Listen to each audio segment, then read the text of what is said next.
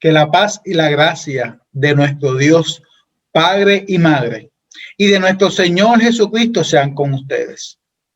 Por más de 100 años, la administración, la facultad, los empleados, empleadas, los estudiantes del Seminario Evangélico de Puerto Rico, inspirados en las palabras y enseñanzas de Jesús, dedicamos nuestros esfuerzos a la formación teológica integral de mujeres y hombres que se aventuran día a día a pregonar la justicia divina en nuestros campos y ciudades. Educamos a hombres y a mujeres para que adquieran las herramientas intelectuales, emocionales, sociales y espirituales que les permitan proclamar con alegría que estamos viviendo el año jubilar del Señor. Estos y estas, con un alto sentido y de ética profesional y sensibilidad pastoral, son los que hacen posible las palabras del profeta Isaías que anuncia: cuán hermosos son sobre los montes los pies del que trae alegres nuevas, del que anuncia la paz, del que trae nuevas del bien, del que publica salvación, del que dice a Sión, tu Dios reina. Isaías 52:7. Entre nuestros más apreciados tesoros se encuentran la Biblioteca Juan de Valdés. La actual biblioteca fue inaugurada el 14 de marzo de 1965. Por 55 años, este espacio ha sido dedicado al estudio y la investigación bíblica, teológica y pastoral. La Biblioteca Juan de Valdés es reconocida como una de las bibliotecas y centros de investigaciones teológicos más importantes de América Latina y el Caribe. Entre sus recursos cuenta con una amplia serie de colecciones y recursos bibliográficos, tantos impresos como digitales. Su colección más valiosa, el Archivo Histórico del Protestantismo en Puerto Rico, es visitada constantemente por investigadores, historiadores y estudiantes de posgrado de diversas universidades e instituciones educativas para repasar las páginas de la historia del protestantismo en la isla. Hoy, con mucho orgullo, les presentamos este trabajo y esfuerzo que hemos llamado Bioanaqueles. Mi más profundo agradecimiento a la directora de la biblioteca, profesora Milka T. Vigo Berestín, y a su equipo de trabajo compuesto por Carlos Mercado y Lorena Cruz. Nuestro reconocimiento y gratitud por este esfuerzo y la excelente labor que realizan día a día en el servicio a nuestros estudiantes y comunidad en la Biblioteca Juan de Valdés.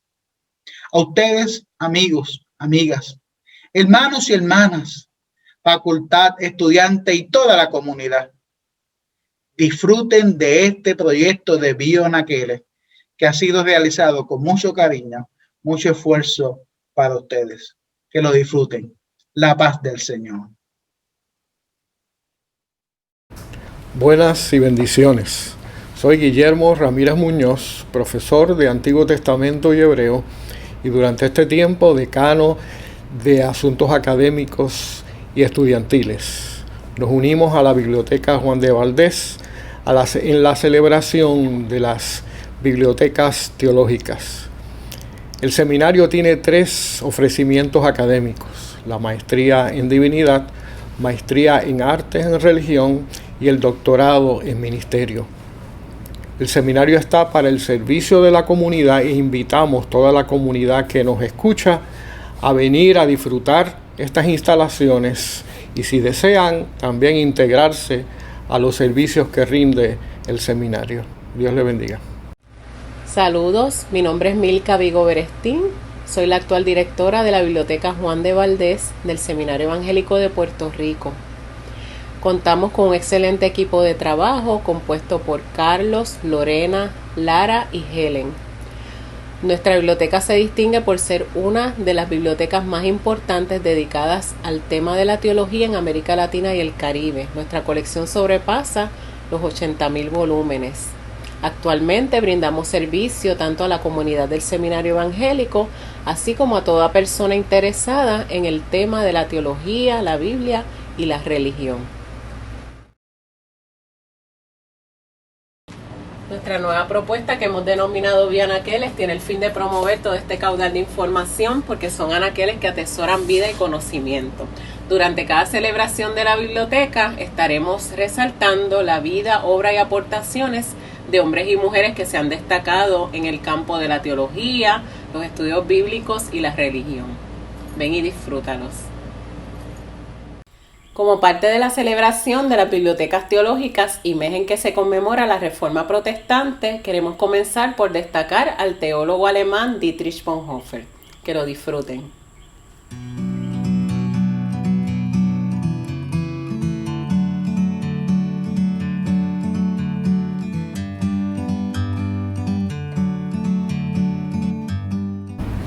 Agradezco la invitación del Seminario Evangélico, que acepté con humildad, ya que no tengo estudios formales en teología. Soy solamente un neumólogo retirado hace 15 años. Mi interés por Bonhoeffer surgió un domingo aproximadamente cuando yo tenía 78 años de edad, cuando el obispo reverendo doctor Héctor Ortiz de la Iglesia Metodista citó a Bonhoeffer en una de sus homilías. Bonhoeffer nació el 4 de febrero del 1905 y murió ahorcado por Hitler el 25 de abril del 1945 a los 39 años. Bonhoeffer en sus pocos años de vida fue un pastor luterano, teólogo y escritor que fue encarcelado por oponerse al gobierno de Hitler en Alemania. Él fue acusado de participar en un complot para asesinar a Hitler. Fue un hombre fornido, poderoso, con unos movimientos fluidos, ágiles y felinos. Fue un hombre apuesto, de elegante vestir, de cabelleras rubias y ojos azules, penetrantes y observadores.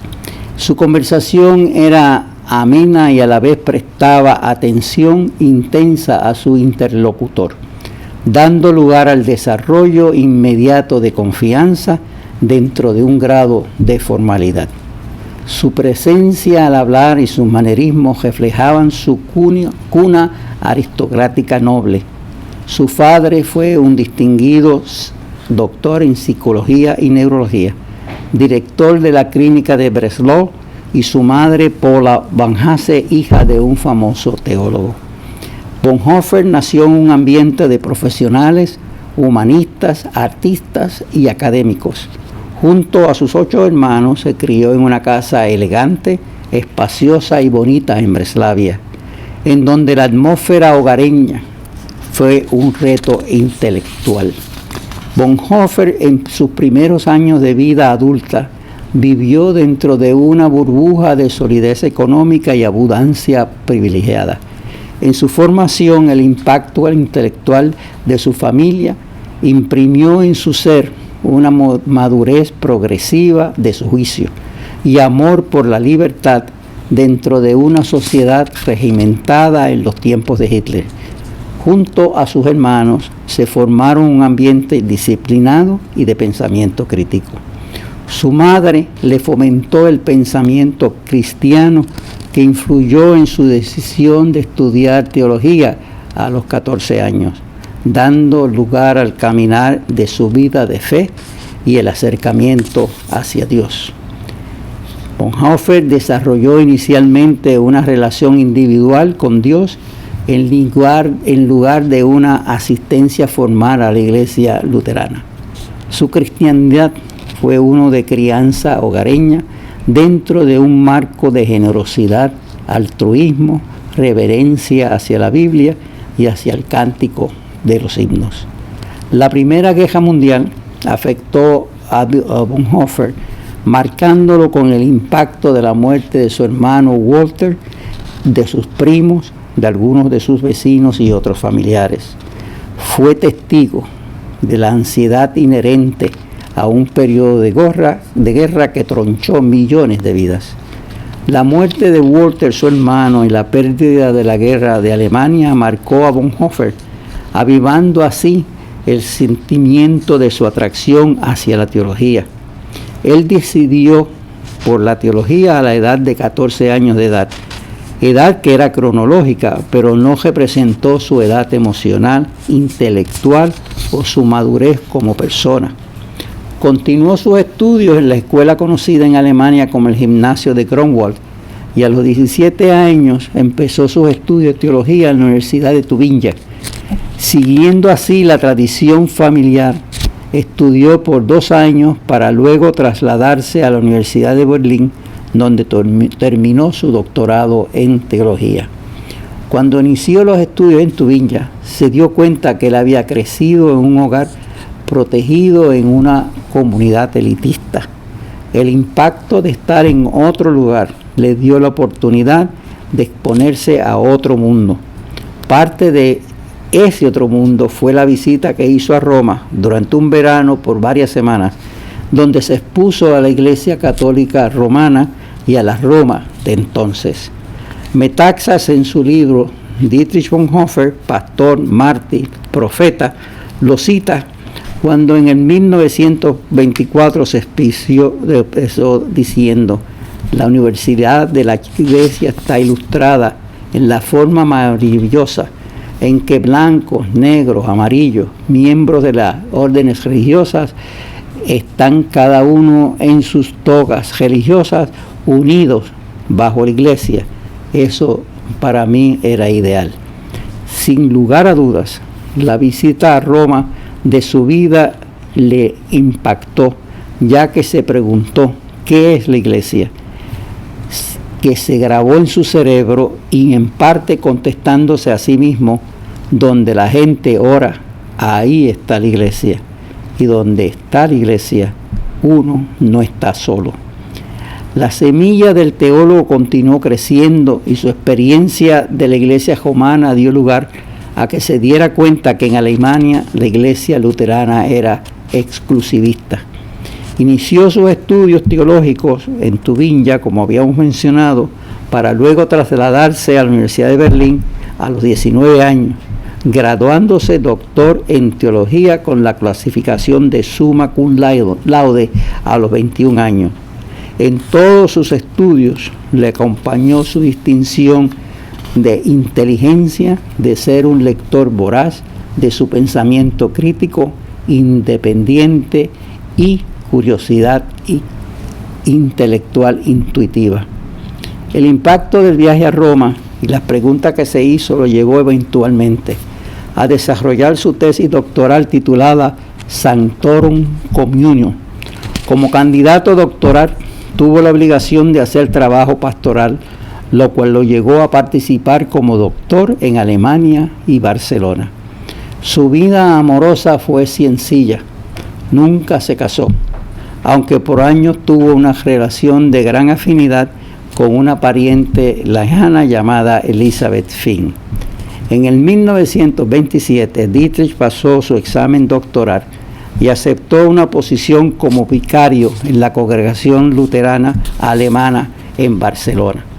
Cuando se ubicó en Barcelona, se dio cuenta que su mundo cambió por segunda vez, ya que no estaba en el mundo académico, el mundo de asistir a teatro, a conciertos, entre otras actividades. Las actividades sociales eran sencillas, consistían en ir a los gimnasios, reuniones de comité, entre muchas otras actividades rutinarias. Su misión consistió en pastorear a un grupo de ejecutivos alemanes ubicados en Barcelona y otros empleados de una compañía en una comunidad afectada por la depresión económica, la bancarrota, el desempleo, el sufrimiento de los pobres. La experiencia de ser un vicario le dio la oportunidad de empaparse con la pobreza de sus vecinos y hermanos en la fe, dándose cuenta que era un individuo afortunado socioeconómicamente. Luego de terminar su estadía pastoral en Barcelona, a su regreso a Berlín, se encontró con dificultades para integrarse a la facultad de la universidad. Su ambición era ser miembro de la facultad de la universidad. Era también ya que entre sus requisitos estaba publicar su tesis Sanctorum Communis. Afortunadamente, uno de sus profesores lo recomendó y lo nombraron conferenciante auxiliar voluntario en el seminario de la universidad. A Bonhoeffer la posición que se le asignó no era la que él tenía en mente. No obstante, la gestión de publicar su primer libro, a pesar de estas dificultades, se logró, siendo así el primer paso de varios libros por el resto de su vida. Durante su estadía en la Universidad de Berlín, continuó escribiendo, estudiando y preparándose para los exámenes de la Iglesia para ser ordenado ministro, ya que debido a su juventud, él tenía que cumplir el requisito de los 25 años para ser ordenado. Mientras esperabas a ser ordenado, inició el manuscrito de la tesis postdoctoral Act of Being y tomó el examen pastoral, pasándolo con gran éxito. Respondiendo a las recomendaciones y sugerencias de sus amigos, compañeros de estudio y profesores, solicitó una beca al New York City Union Theological Seminary y en el otoño del 1929 se trasladó a Nueva York. Bonhoeffer decidió solicitar la beca a pesar que, en su opinión, el seminario representaba un liberalismo humanista en la Iglesia, cualificado por él como una teología superficial. En otras áreas, durante su estadía en Union, disfrutó de ella, en especial cuando conoció a un estudiante contemporáneo de Alabama llamado Frank Fisher. Fisher le facilitó la asistencia a la Iglesia Bautista Abisinia de Harlem. La Iglesia lo recibió con los brazos abiertos, contagiando a Bonhoeffer con la exuberancia de su liturgia de los cánticos de himnos espirituales afroamericanos. Su experiencia en el Union Seminary y la convivencia en los Estados Unidos influyó en la vida de él, donde fue testigo del descrimen racial de los Estados Unidos y la injusticia social acompañada por la ineptitud de la Iglesia en promover la integración racial. Él les confesó a sus amigos el impacto de su estadía, donde él pudo ver el mundo de la perspectiva de abajo, el mundo del pobre, el mundo del marginado, dando lugar a su frase que había cambiado de la fraseología a la realidad. A su regreso a Alemania, su vida académica y pastoral de Bonhoeffer fue impactada por la ascensión al poder de Hitler en el 1933, ya que su vida por los próximos 12 años hasta su muerte fue una de altas y bajas en su lucha contra Hitler y las decisiones de la Iglesia luterana histórica oficial del Estado. Su vida cambió de ser un pensador atraído a la cristiandad intelectual para convertirse en un hombre de fe, con el deseo de aplicar su fe como cristiano completo, no solamente como un cristiano intelectual. Y en el otoño del 33 se trasladó a Inglaterra como pastor por 2 años, donde además de pastorear las iglesias, continuó escribiendo sobre asuntos teológicos y pastorales.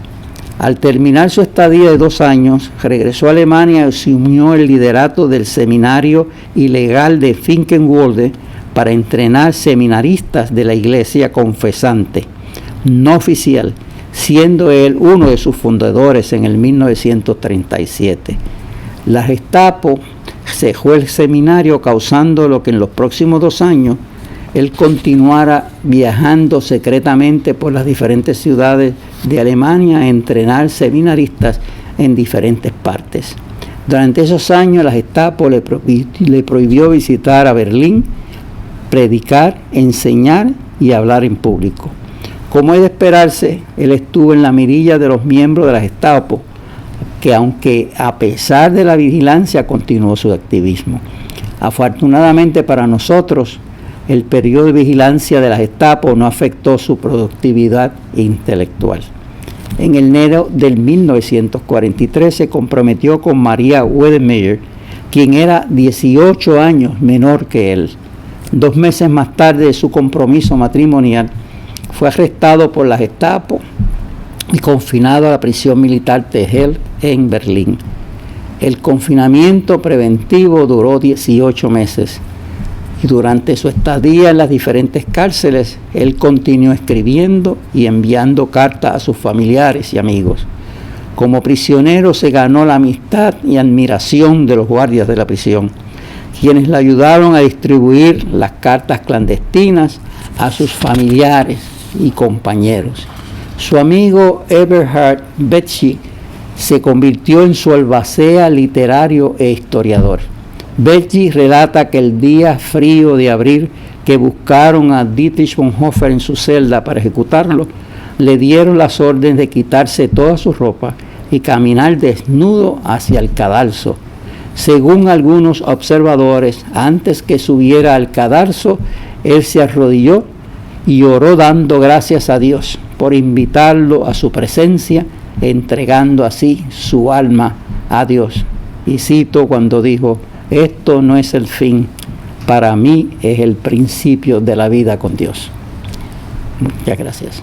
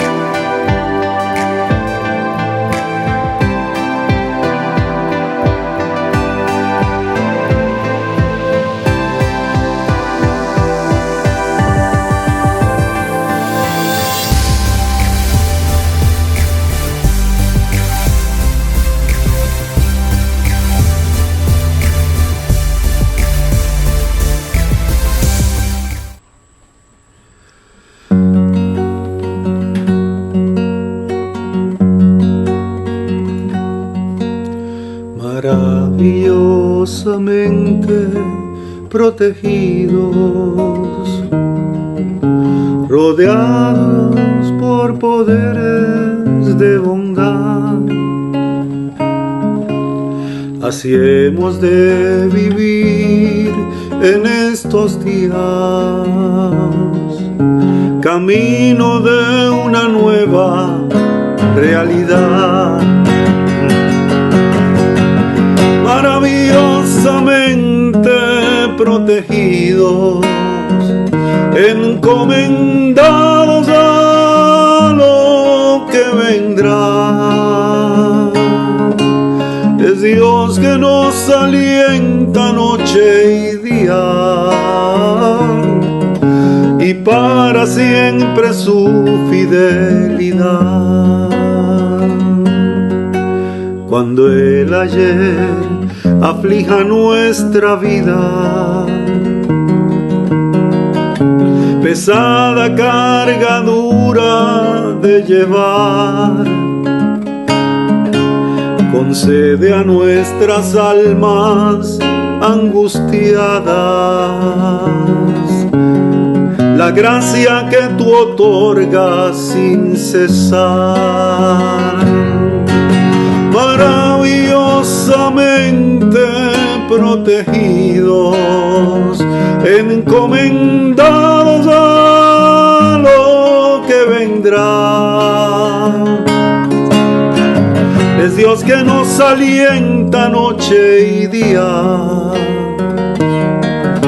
y para siempre su fidelidad. Permite que tu luz nos ilumine, brillando en medio de la oscuridad. Y si es posible, reúnenos de nuevo, Señor. Tu luz muda la noche en claridad. Maravillosamente protegidos, encomendados a lo que vendrá. Es Dios que nos alienta noche y día, y para siempre su fidelidad. Maravillosamente protegidos, encomendados a lo que vendrá. Es Dios que nos alienta noche y día, y para siempre su fidelidad, y para siempre su fidelidad, y para siempre su fidelidad.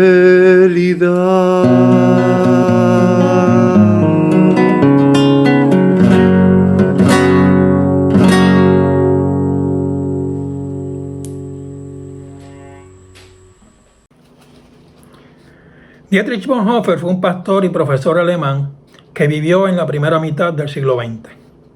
De familia acomodada, Bonhoeffer enfrentó la tragedia de la Segunda Guerra Mundial con carácter, convicción y sabiduría. Pasó los últimos años de su vida en prisión por enfrentar el régimen de Adolfo Hitler y murió el 8 de abril de 1945 en un campo de concentración a unos días del final de la guerra. Las últimas palabras que conocemos de Bonhoeffer se las dijo a un prisionero amigo, Payne Best, oficial del Servicio Secreto Británico, unos días antes de morir.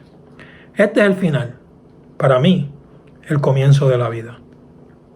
Bonhoeffer dirigió un pequeño seminario clandestino perteneciente a una iglesia clandestina, la Iglesia Confesante, en la Alemania de Hitler. Este teólogo luterano nos enseñó, con su vida y testimonio, la relación orgánica entre biografía y teología, cuando tomamos la vida y la teología en serio. Cuando como Martín Lutero y Ulrico Zwinglio, como Ignacio Ellacuría y Martin Luther King, hijo, la articulación y proclamación del Evangelio cuesta.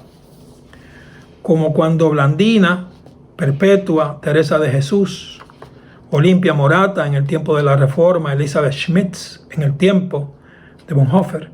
La iglesia sospecha y esquinea, mas el Espíritu recuerda y resalta las vidas y testimonios de quienes nos hacen falta. La teología de Bonhoeffer es intensa, sin adornos y, por supuesto, inacabada. Su impacto en la tradición cristiana ha sido significativo. Quisiera comentarles brevemente 3 temas. Su propuesta acerca de la secularidad de la Iglesia, su crítica de la religiosidad de la Iglesia y su entendimiento de la presencia del Cristo crucificado y resucitado en la comunidad de los santos y de las santas. En una de sus cartas desde la cárcel, Bonhoeffer nos dice: ¿qué significa ser iglesia? Ser comunidad. ¿Qué es un sermón? ¿Qué es la liturgia y la vida cristiana en un mundo sin religión? ¿Cómo podemos hablar de Dios de una forma secular? Secularidad significa un mundo sin lo espiritual o religioso. Su uso peyorativo, secularismo, nos refiere a ideologías que excluyen lo religioso y espiritual de la vida humana y de la sociedad, y definen lo religioso y lo espiritual como ingenuo, no crítico, superable por el progreso. Bonhoeffer no habla de este reduccionismo ideológico, no habla de secularismo, habla de secularidad, de un mundo con propuestas éticas, legales y políticas que no se derivan de entendimientos religiosos o de revelación divina, donde ya no podemos asumir un presupuesto religioso común. Este es el mundo que vivimos, usted y yo. Un mundo donde los símbolos religiosos, los presupuestos religiosos, no son el motor que mueve la sociedad. Son parte de la sociedad, contribuyen a la sociedad, pero no son sus protagonistas principales. Llevamos siglos en este mundo. La iglesia cristiana se obstina en combatirlo y demonizarlo. Bonhoeffer se pregunta, ¿cómo podemos ser iglesia, predicar y vivir la vida como cristianos y como cristianas en este mundo que vivimos? Su crítica es que la iglesia no reconoce el lugar donde vive. Se empecina en continuar viviendo como si fuese la Edad Media, en un mundo y sociedad teocéntricas, en la famosa cristiandad. Este entendimiento obstinado, obtuso y fechado de la iglesia, de creerse viviendo en la cristiandad, fue parte del caldo que alimentó a Hitler. Es parte del caldo que alimenta a la sociedad que vivimos, que produce y soba a los líderes políticos que se alimentan de y condonan el prejuicio, el discrimen, la homofobia, el abuso a las mujeres y a las niñas y a los niños, en fin, lo que nos hace menos, en favor de entendimientos fideístas y grandiosos de la iglesia. ¿Cómo podemos hablar de Dios en un mundo secular? Bonhoeffer no solo nos habla del mundo que vivimos, critica la manera en que vivimos nuestra fe. Nos habla de la religiosidad de la iglesia. En El precio de la gracia, el teólogo escribe acerca de la gracia barata. La gracia barata es el enemigo mortal de la iglesia. La gracia barata es la gracia considerada como mercancía que hay que liquidar. Es el perdón malbaratado, el consuelo malbaratado, el sacramento malbaratado. Es la gracia como almacén inagotable de la iglesia, de donde la toman unas manos inconsideradas para distribuirla sin vacilación ni límites. La gracia barata es la gracia como doctrina, como principio, como sistema. Es el amor de Dios interpretado como idea cristiana de Dios. Gracia barata es la iglesia con arteriosclerosis. Es la vida cristiana almidonada. Es lo administrativo de la iglesia distribuyendo la gracia como mercancía al mejor postor. Es creernos que mandamos a Dios. Es sobar a Cristo pensando que somos nosotros y nosotras los protagonistas de nuestra salvación. Es domesticar al espíritu y tratarla como niña de mandados. La gracia de Dios es para todo el universo, pero a Dios le costó a su Hijo. Bonhoeffer continúa. La gracia cara es el evangelio que siempre hemos de buscar. Son los dones que hemos de pedir. Es la puerta a la que se llama. Es cara porque llama al seguimiento. Es gracia porque llama al seguimiento de Jesucristo. Bonhoeffer nos amaquea para que no nos acomodemos pensando que el evangelio es saber acerca de Cristo. El asunto no es saber. El asunto es ser. Ser de Cristo, ser para Cristo y ser como Cristo. La secularidad es darnos cuenta que vivimos en un mundo complicado. Toto, ya no estamos en Kansas. La religiosidad es reconocer que nuestras construcciones de Dios, nuestros entendimientos de Dios, no son Dios. Vivir la fe es vivir en lo gris y complicado de un mundo con alternativas. Vivir la fe es reconocer que el pecado nos duerme para que creamos que somos Dios. ¿Cómo atiende Bonhoeffer estos asuntos? Bonhoeffer lo atiende, me parece a mí, con su articulación de la palabra de Dios. En una conferencia de predicación en el seminario de la Iglesia Confesante, en el semestre del invierno de 1935, Bonhoeffer enseñó: la palabra proclamada tiene su origen en la encarnación de Jesucristo. No se origina en una verdad percibida ni de una experiencia personal. El Cristo predicado es tanto el Jesús histórico como el Cristo presente. El Cristo predicado nos da acceso al Jesús histórico. Por lo tanto, la palabra proclamada no es un medio de expresión de algo más, de algo que está detrás de ella, sino Cristo mismo caminando en la congregación como la palabra. Este Cristo es quien desmenuza la religiosidad de la iglesia. Es quien energiza la iglesia para vivir en un mundo secular. Es quien es capaz de habitar geografías novedosas como el mundo digital y los linderos donde sobreviven y trabajan las personas marginadas de la sociedad. Este Cristo presente en la palabra proclamada es el centro de la comunidad de los santos y de las santas y el fundamento de la ética de Bonhoeffer. El teólogo nos dice: la iglesia es comunidad por medio de y en Cristo. Ética no es discernir entre el bien y el mal. Ética es sabiéndonos en desunión con Dios y los demás. Conocer a Dios. Y desde este conocimiento, que es mediante la palabra viva y proclamada, relacionarnos y conocer todo lo demás. La palabra viva, externa y encarnada de Dios es la palabra proclamada. Desde aquí, de nuevo, atendemos la religiosidad que carcome la iglesia y damos testimonio en una sociedad secular. El único recuento de la muerte de Bonhoeffer lo dio el doctor de la prisión. Nos dice el doctor: Bonhoeffer se arrodilló y oró antes de quitarse el uniforme de preso. En el lugar de la ejecución volvió a orar y luego subió los escalones de la horca. El doctor escribió: en mis 50 años como médico, nunca vi un ser humano tan sumiso a la voluntad de Dios. Su teología fue un comentario a su vida, un comentario a su relación con Dios. En los días que vivimos, necesitamos personas que vivamos desde la fe, la teología que escribimos y los sermones que predicamos.